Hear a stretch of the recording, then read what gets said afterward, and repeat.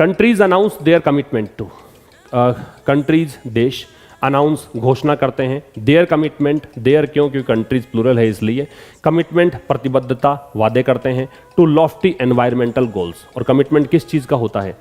Lofty मतलब होता है टॉल या हाई, लॉफ्टी एडजेक्टिव है, इसका मतलब होता है या तो टॉल और या फिर इसे कहेंगे हाई।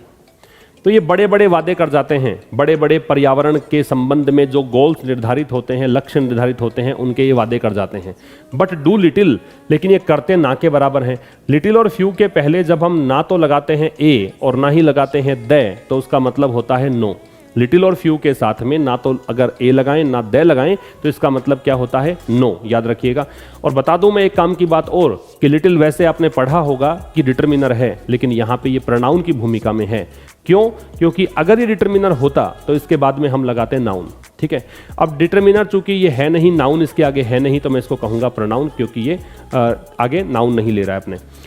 तो कह रहा है कि देश घोषणा करते हैं अपने कमिटमेंट के बारे में, उनका कमिटमेंट होता है, बड़े बड़े लक्ष्य निर्धारित कर लेते हैं, लेकिन करते ना के बराबर हैं। To execute the often stringent measures, stringent का मतलब होता है स्ट्रिक्ट, बहुत ही सख्त, मेजर्स का मतलब होता है कदम।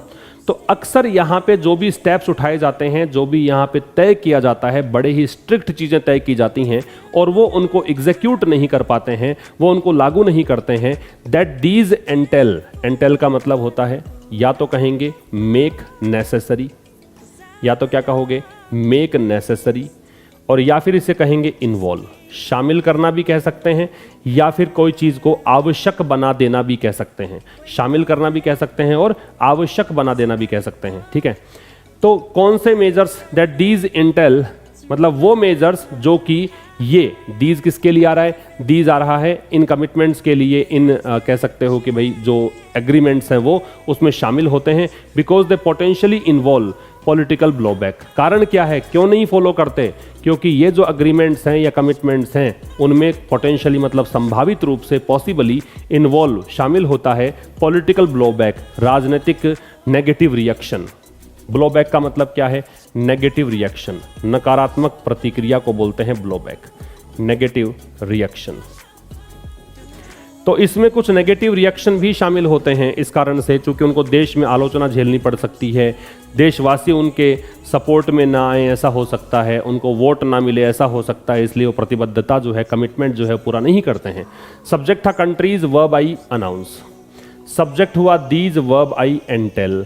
लॉफ्टी का मतलब हाई या टॉल है, स्ट्रिंजेंट का मतलब स्ट्रिक्ट है, ठीक है। आगे देखिए, आगे दे यहाँ पे सब्जेक्ट है, वर्ब इसकी इन्वॉल्व है। आगे है हाउ एवर, ये कंजंक्शन होता है, ये एक एडवर्ब होता है, इसका मतलब होता है फिर भी, हालांकि।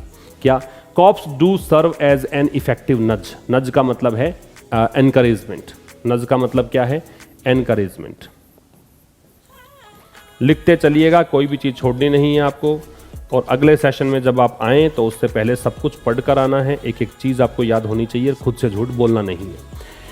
Scopes do serve as an effective nudge, कह रहा है कि कॉप सम्मेलन जो ये हैं ये एक इफेक्टिव प्रोत्साहन के रूप में काम करते हैं, एक प्रभावी प्रोत्साहन के रूप में सर्व करते हैं, सर्व मतलब काम करते हैं ऐसा, ठीक है।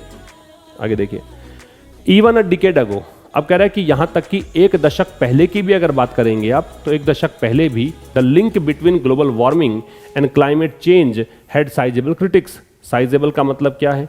साइज जिसकी ज़्यादा हो, संख्या में, मात्रा में, है ना, बहुत बड़ा, कंसिडरेबल, तो इसको हम लिख सकते हैं क्या? कंसिडरेबल। कल के सेशन में ही हमने ये वर्ड डिस्कस किया था, कंसिडरेबल का मतलब होता है बहुत ज़्यादा। तो कह रहे हैं यहां तक कि एक डिकेड पहले भी जो लिंक था, जो जुड़ाव था, जो संबंध था किस किस के बीच में? ग्लोबल वार्मिंग और क्लाइमेट चेंज।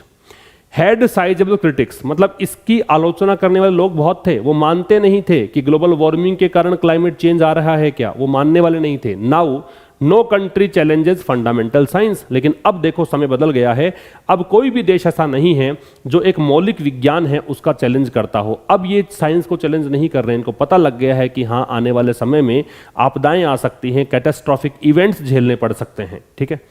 तो साइजेबल एडजेक्टिव है, कैसे है? क्योंकि एबल एंडिंग है, जिन वर्ड्स के एंड में एबल होता है वो सारे एडजेक्टिव्स होते हैं, ये ध्यान रखना है। अच्छा जी, नो है वो डिटरमिनर है, याद रखेंगे, और नॉट होता है वो एडवर्ब होता है, ये ध्यान रखेंगे। क्या बोला मैंने? नो होता है डिटरमिनर, ठीक है, और नॉट जो है वो क्या होता है, वो होता है एडवर्ब। ये दोनों ही बातें ध्यान से समझ लीजिएगा, दोनों में डिफरेंस है, ठीक है। आगे कह रहा है a fossil fuel free future. Fossil fuel जीवाश्म ईंधन को बोलते हैं। एग्जाम्पल के लिए तेल कह दीजिए, प्राकृतिक तेल है या कोयला है, ये सब क्या है, फॉसिल फ्यूल्स हैं, ठीक है। तो जीवाश्म ईंधन से फ्री फ्यूचर, ऐसा फ्यूचर जिसमें जीवाश्म ईंधन का प्रयोग ना करना पड़े, इज द डायरेक्शन, ये वो दिशा है, that the world is moving towards, जिसकी तरफ दुनिया जो है वो जा रही है, पूरी दुनिया उसकी तरफ ही आगे बढ़ रही है, ये इसका मतलब है। फॉसिल फ्यूल फ्री फ्यूचर की वर्ब है इज, और वर्ल्ड की वर्ब है वो इज है। दुनिया के लिए, विश्व के लिए द लगेगा, ये ध्यान रखना है, ठीक है।